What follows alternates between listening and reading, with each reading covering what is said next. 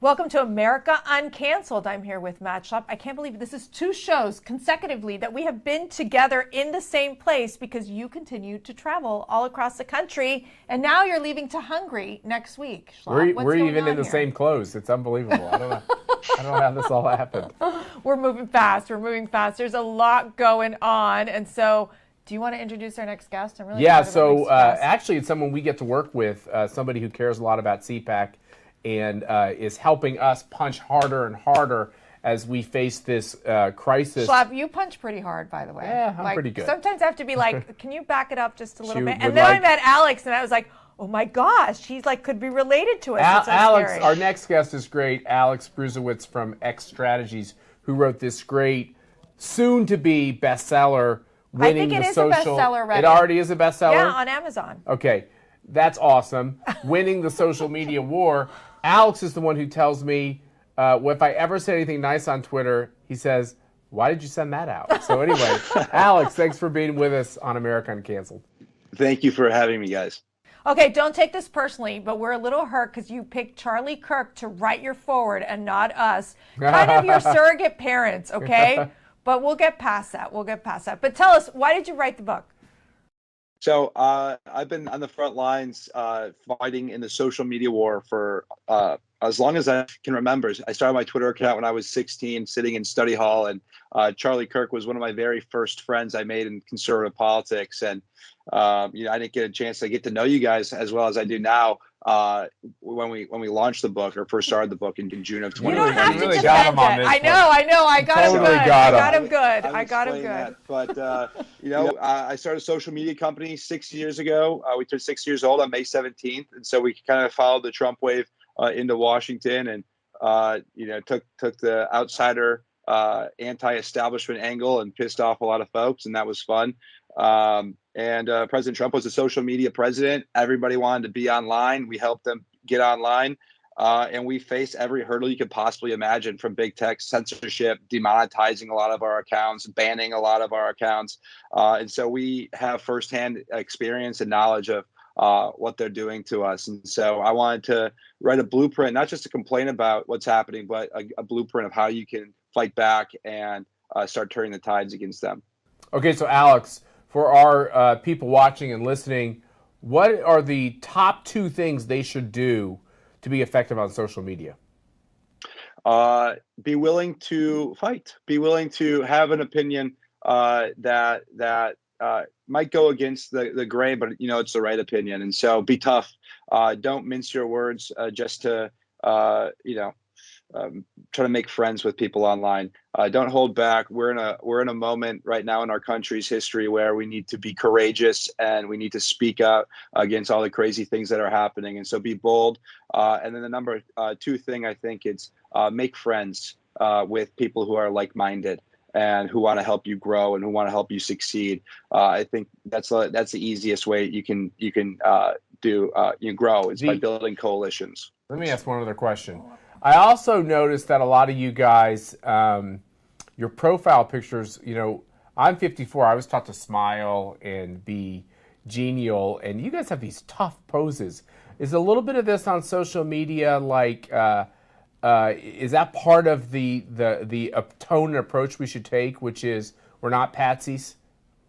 I think so. I also love Twitter because I meet people and they're in DC and they're like, oh my God, I see your tweets and you're always so mean. And then they meet me in person and I'm a nice guy and they're always so confused.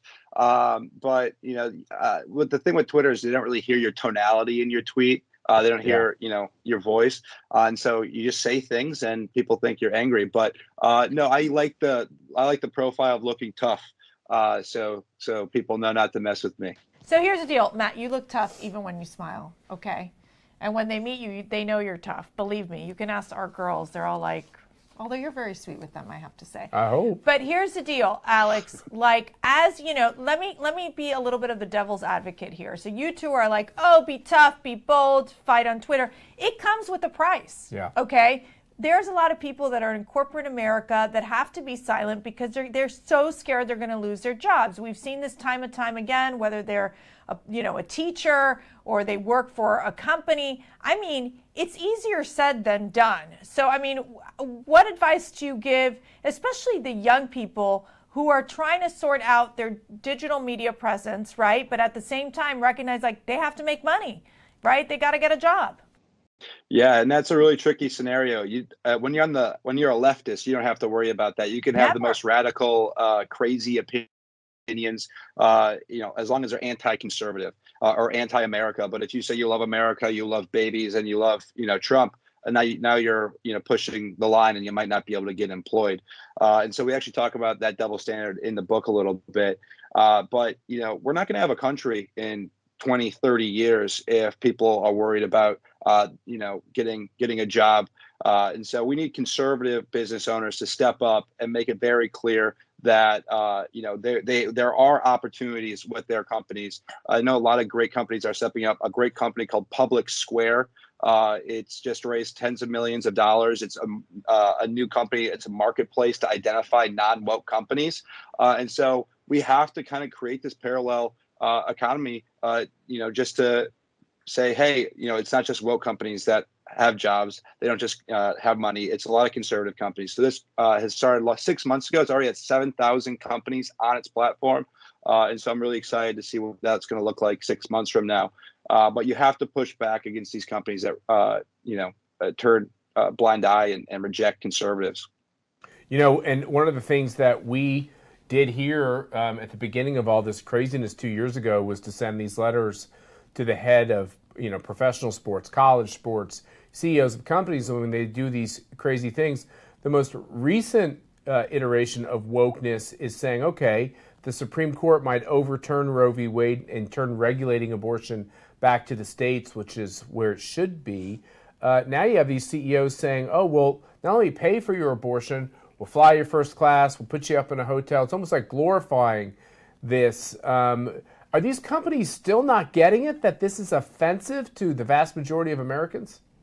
No, it's sick, and they keep cowering and caving to the very, very loud and ugly minority. If you see these people that show up to the protests, are the ugliest people you ever did see, and there's no way that they even have the opportunity to have abortions because they're not having, and probably not having sex. They're just psychotic. But I can't take you anywhere, Alex. I just can't take you anywhere. Well, I always say that the one thing about socialists is you never meet a happy one, and you never meet one that really makes you want to hang out with them because they're just the most depressed people. And then they do all that. Their hair looks crazy, and they just I don't know. It's just the world's gone mad. Yeah, they're insane, and the fact that Amazon's offering $4,000 to fly somebody across state lines to have an abortion, I haven't seen them issue a statement talking about how they're going to increase the paid family leave, budget. Why they're incentivizing abortion? The Democrats have gone from being the pro-choice party to the pro-abortion party. That's right. People celebrate it. There's videos of young girls taking pills and dancing, and they put it on TikTok and they said just had an abortion, and they celebrate. It gets tens of millions of views, and it's become really satanic, and it's losing the middle. The left keeps losing the middle. Elon Musk tweeted that 2 or 3 years ago, and they keep going further and further left. And so a lot of people, even people who vote for Democrats, they see this now, and they're like, I don't align myself with that. I don't think abortion should be the promoted, thing. That's a sensitive thing. It used to be a sensitive thing, and now it's like celebrated, and we can't never normalize it. And Amazon's doing a really bad thing. Let me ask the question. Yeah, I was going to say, we want to sell his book here. No, I know. Yes, and his book is called Winning the Social Media War. And where do you get it? Amazon. Actually, don't go to Amazon anymore. Screw Amazon. I'm going to try to pull it from Amazon. Barnes & Noble. Buy it from Barnes & Noble. Hey, so let me ask you this. Does Elon Musk change the dynamics of what we're seeing with big tech and moving towards free speech? I sure hope so. I know the Democrats in Congress are going to do everything they can to prevent that sale from going through. And if it's not Congress. It'll probably be the weaponized and corrupt Department of Justice that will target Elon next. But if he does successfully get it done, it will be a huge thing for our country. He will single-handedly do more for conservatism and free speech than our elected officials have done for many years. I know we're jumping around here a little bit. I do want to add this tweet you put out. That we saw that Lori Lightfoot, the mayor of Chicago, the racist mayor of Chicago, she came out with a tweet saying, "To my friends in the LGBTQ plus community, the Supreme Court is coming for us next. This moment has to be a call to arms." Your tweet, "Hey, January 6th committee, read this tweet below and then go F off." I thought that was just one of the best tweets I've seen in a long time. Alex, I do want to ask you, since you brought up people and their sex lives generally, why do the LGBTQ plus people need to worry about reproductive freedom? I've never really, it just seems like a strange stretch to me. It's like, it's the one place that's really for heterosexuals to worry about. But really, it is about this call to arms thing. Isn't this inciting violence? I mean, last time I checked. Yeah, I simply tweet, "Fight for election integrity," and then I get subpoenaed. I have to spend tens of thousands of dollars to defend myself, ultimately decide to plead the fifth 102 times. But the real F word I wanted to use was the fun F word, but I ended up using fifth. But she's an insurrectionist. I've heard for 16 months, if you use dangerous rhetoric like that, you're an insurrectionist. Eric Holder just said that Trump should be arrested and indicted today. What is his thoughts on Mayor Beetlejuice of Chicago? She is a violent thug. She's calling for an insurrection against the Supreme Court of the United States. And I, for one, am terrified that she might succeed. And so, I, as someone who spends a lot of time in D.C., she's putting my life at risk. And I don't know if she's friends with Ray Epps. If she's friends with Ray Epps, then there's definitely going to be a Fedsurrection there. So one day we're going to figure out where Ray Epps is. We really don't know. Where's Ray Epps? One day, I think it's in Adam Kinzinger's basement, but that's another show. Alex Brusewitz, we appreciate everything you do for CPAC. We really wish you luck with your brand new book. Everyone should go get a copy of it today. We're going to do a better job of pushing conservative authors and movies and documentaries. Yes. We got to save this country. And look, we have a lot of respect for you. I guess I'm old enough now, certainly be your father. I'm not that old. Maybe your grandfather. I don't know. His mother. That would. But we're very proud of the work you do. We appreciate your voice. We appreciate your courage. And I think you saw at CPAC in Orlando and then Dallas before that. There's a lot of people your age who realize socialism is outrageous, hurtful, hateful. So thanks for what you do. Thank you, guys. That means a lot. All right, you guys are patriots, and God. All right. We're the older patriots. Is that what you're trying to say? Schlapp is the older patriot. I'm not quite there yet, Alex, but you're the best. Yes, you, Matt. Thank you for joining us, Alex Brusewitz, and don't forget to buy his book. Thank you for tuning in to America Uncanceled. We will be right back after this short break. Welcome back to CPAC Now, America Uncanceled. A bit of a setting change here. We are currently at an event to support Jim Layman and his campaign for Senate in the great state of Arizona. So we're going to talk to some of the attendees and ask them why they're supporting Jim for Senate and why it's so important to get out to vote this coming midterm election in November. Mercedes Schlapp, funny seeing you here. I know, right in my own home. This is so bizarre, Colton, but it's great that you're here too. I know, and we're here supporting Jim Layman for Senate. Why do you support Jim Layman? Look, I got to tell you, I saw Jim Layman in action in Arizona. And one of the things that I was so impressed about is that everyday Americans came together, former teachers, mothers, Border Patrol agents, sheriffs, and they all came up to me. They're like, you know why we support Jim Layman? Because we know he's a fighter, and we need a fighter in the Senate. The one thing we know about the Senate, Colton, they move so slow, like turtle pace. And so the reality is you got to shake things up. And you need someone who's going to be able to beat the opponent Mark Kelly. As we know, he won in the special election during the Arizona race. And quite frankly, I think that there is the ripe environment right now in Arizona to bring a Republican in. They're watching the fact that a Mark Kelly is going to align himself with Chuck Schumer over and over and over again in every single issue. And what have we ended up with? We have ended up with inflation, now almost recession. We've ended up with higher gas prices, higher food prices. Why? Because their religion of the Democrats is climate change. Their religion is pushing critical race theory and gender confusion in our children. That is unacceptable. The parents have had enough. What else do they support? The Democrats, they support open borders. They have failed to control the situation at the border. And it's why you need a person like Jim Layman, who, you know what? He has been not only a successful businessman, but he realizes that his time is now to help ensure that we build a strong America, that we go back to a safer, secure America like we had under President Trump. Right. And so many people are really worried about their vote counting after what happened in 2020, the election, the fraud, the audit. How can we ensure people that their vote is going to count so that we can have these voters come out in mass numbers this coming election? Well, and Jim Layman understands the importance of election integrity. Matt and I talk about this all the time. It's so important that we support voter ID, that we make sure that the legal votes count. And I think what we saw during COVID was so much of this chaotic mail-in ballots where people were receiving 3 to 4 ballots and in the mail, and yet it was what you were talking about, you know, these election rolls that were very problematic with very outdated information. And so Jim Layman, he's been focused on making sure that we clean up our voter rolls. We're also focused on ensuring that there's voter ID. So there are these priorities to make sure that we have election security. That is something that we all need to focus on, not only it being a Republican issue. No, this is an American issue because we should only allow legal votes to count. Amen. Mercedes Schlapp, thank you for your time. Amen, Colton. Thank you for having me, of course, on CPAC Now. At we your love house. you guys. Yes. We have Mr. Jim Layman, the candidate himself for a Senate seat in Arizona. Jim, why did you get into this race? Well, Colton, we've got a country to save. I have just grown more and more concerned about the direction of our country. These Marxists have now infiltrated not just every other part of our society, but now including our government.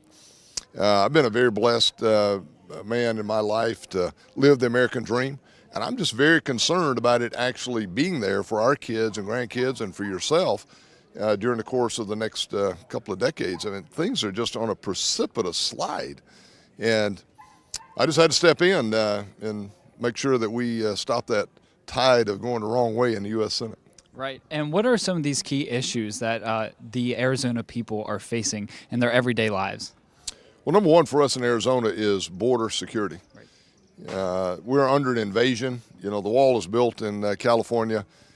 Texas are doing things to stand up and push back. So it all comes through Arizona now. And we're on a run rate of 48,000 per week.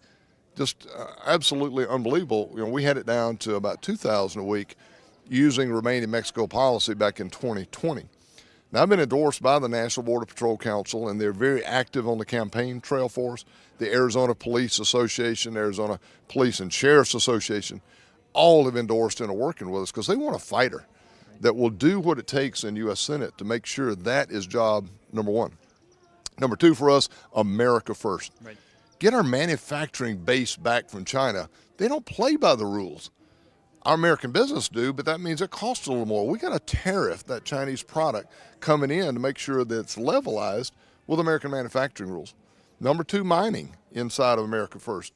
We're bountifully blessed in Arizona out west with great minerals, and we have just got to get back to mining more and being able to process those in the U.S. because we're all for clean air and water. But, you know, we do it in America, it's 3 times cleaner than it is when they do it in China, and strategically important, we know that. Number 3, under America First, is energy dominance. Not just independence. We got to get back to independence and then keep moving to dominance. We got those resources out west to do that. Number 3 policy after securing the border, America First.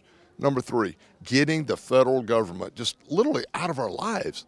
Constitution never intended it to be that way. This should be a very small, limited government. letting 50 great experiments happen all across this great state. We love that independence in Arizona outside the federal government, and we're pushing back in a major way. I intend to do a lot of that in the U.S. Senate, stand up for the American people, stand against encroachment by the federal government, get this budget right-sized, and start closing agencies who no longer have the ability to do what the American people want them to do. Right, and you are a man of election integrity yourself, and you know so many people are worried about, is their vote going to count when they go to the polls this coming election? How can you ensure that these voters are going to have their votes counted and have them really understand that they need to come out in these masses this coming election in November? Colt, a great question. In Arizona, we've been at the tip of the spear. As you know, we completed the best audit in the country. I was fortunate to be a part of that. The legislature didn't give enough money. Myself and other business people stepped in to complete that audit, just like we do in business, right? I'm a businessman, not a politician. You want to know what goes on in the audit. In Arizona, we found 14 things that we needed to do to tighten our election laws. We've now passed 6 of those, headed to the other 8. And some of those are quite meaningful. And as we say in Arizona, let's bring the red wave, right? The people's grassroots movement to take back our state out there. And we're seeing it on the ground. You know, we're leading in the polls now quite a bit, not just in the Republican, but we're now polling ahead of Mark Kelly. And that's our goal is to beat him. So I encourage everyone, give it all you have this year because we must win. And this is an off year, right? Our enthusiasm's up. We got the grassroots. We've got the issues. Bring everybody you know. One of the things we've done in Arizona also is I've sponsored the largest private voter registration project in the country. We have just passed the 1-year mark of that. 20,000 new Republican voters in Arizona. That's great. In our election integrity laws we passed was cleaning up our voter rolls. The Democrats in fourth quarter, that's the only numbers we have so far of cleanup, is they lost almost 9,000 voters. We lost 3,000, but we're gaining in both ways. So in Arizona, we're all active. We're going for it. We're going to beat Mark Kelly and flip this U.S. Senate in Arizona. So once you win the election and you get in your seat and we take back the Senate, are Republicans actually going to do something, or are we going to sit on our hands when we have control of both the House and Senate? I can speak for this guy, and that is, I was fortunate to be an outside linebacker in Alabama in football for a couple of years, Roll Tide, a paratrooper officer in the military as well as engineer officer, and then in private industry for the last 30-plus years is building big coal, gas, and now solar power companies. I'm a get stuff done guy with a great team, and that's one of the things I think is a differentiator also for my campaign is we're bringing a team to D.C. on the issues that we've been campaigning on, the ones I mentioned and more on our website at Layman, LAMON.com, and you'll see those over there. And absolutely, Colton, I am not running in this race, giving up a beautiful life of, could be in retirement on a beach somewhere, but, as I like to say on the trail, I don't need a job. But by gosh, I need a country, right? And you do too for, when you and kids and grandkids are coming up these days. And I take that very personally, that the people of Arizona are going to entrust in me to be kind of like Ron DeSantis is as a governor in Florida on steroids in the U.S. Senate to really stand up for the American people. Right. So you are CPAC endorsed. So one final question. I know you mentioned it. Where can people find out more information about your campaign to get out there and vote? Love to, all across this beautiful country, join us, Jim Layman, LAMON.com. Join us on there to donate. Look at our policies. We put it out there. We're not ashamed to stand tall for America. They're located there. We're by far the largest organization in Arizona. We've already opened 9 regional offices across our beautiful state because we only have 89 days from the primary, August 2nd, to the general election. We're running a full-on election campaign for the general already, leading in the race, hundreds of great volunteers across the state. We can't keep enough T-shirts, Layman T-shirts, or yard signs. Please come and support our campaign, JimLayman.com. We will win the seat and flip the U.S. Senate and get Mark Kelly back to Beijing where he's much more at home. Perfect. Well, Jim, thank you for your time. Good luck on the campaign, and let's take back our Senate. Amen. Thank you. Thanks, Colton. Thanks, CPAC, for all you do for America. We are here with former acting Attorney General of the United States under President Trump, Matt Whitaker, who is also the host of one of our CPAC shows, Liberty and Justice with Matt Whitaker. Matt, thanks for being here at Jim Layman's event. Glad to be here. I'm a huge fan of Matt and Mercy Schlapp and everything that CPAC does, and I'm very proud to have my show air every Friday at 7 p.m. on CPAC Now. Yes, sir. So can you give me a little insight of why you're supporting Jim Layman for Senate in Arizona? Yeah, so I'm a big fan of Jim. I think you look at, whether you start with his playing for Bear Bryant at Alabama in football. I'm a huge college football fan, as anyone that follows my show knows. And then serving in the military, and then ultimately starting a company, growing it, creating jobs. All the kind of things that if you think about what a U.S. Senator needs to consider, all those, I think, build to a really nice resume that qualifies him not only to be a U.S. Senator, but really qualifies him to be a very successful U.S. Senator. Right, and you're seeing what's happening to our country right now under the Biden administration. The Democrats have both the Senate and the House. Why is it so important that Americans and Republicans need to come out and vote this coming midterm election? Well, I think it goes without saying that obviously our founding fathers created this beautiful system where ultimately the people in charge. And if they don't like what's happening, they can replace their representatives and send new representatives. I think that's what's going to happen in 2022. I think the American people are going to exercise their sovereignty and their power to ultimately replace some of these people in Washington, D.C. that aren't doing their business, and that have caused the increase in inflation, and that have caused the American weakness and the declining economy and all the kind of things that I think you're seeing are affecting real Americans in their lives. And, I think whether it's the violent crime increase or whether it's the increase in gas prices, I think the American people are fed up, and they want the government to get out of the way and to let them live their lives and pursue success on their own terms. Right. So once the Republicans do take control back from the Democrats in Congress, how can Americans and Republicans hold them accountable to make sure they actually do something? Because we saw the last time that Republicans held control of Congress, we sat on our hands and didn't do anything. So how can we ensure that our representatives are doing what the people want?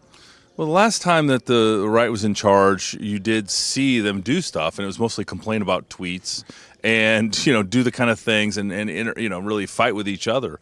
Right. I hope that they do the kind of things that ultimately lead to increasing incomes, more job opportunities, more ways for people to pursue, what they want out of life. If you think about life, liberty, and the pursuit of happiness is so important to what America is. And the most important thing in this entire election, I really believe, is protecting the American dream. In America is the only place you can have the American dream. People come from all over the world and try to come from all over the world to pursue the American dream. You don't have a French dream or a German dream. It's only the American dream. And so I think that if and when we take control in 2022, that protecting and advancing and expanding the American dream for all Americans, I think is the most important thing they can do. Right. Matt, that was a great insight. Thank you so much for joining us. And be sure to tune into his show this coming Friday at what time again? 7 p.m. on CPAC Now, Liberty and Justice.